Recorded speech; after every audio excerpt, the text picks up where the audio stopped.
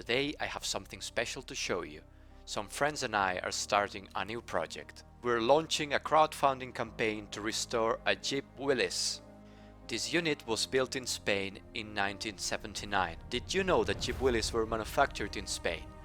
In the late 1950s, Kaiser, owner of Willys Overland, licensed KAF for the exclusive manufacture of Jeep Universal. The first cars came out of the factory in 1960 and the production would last until 1983. At first, this Jeep equipped the Go Devil engine of the original model, sold mainly to the army of the Civil Guard in Spain.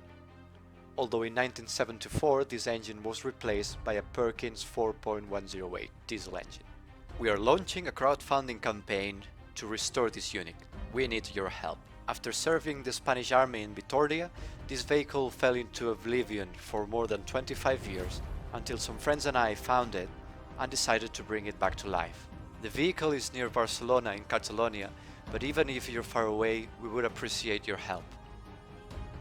And of course, stay tuned for more videos when we start the restoration of this unit.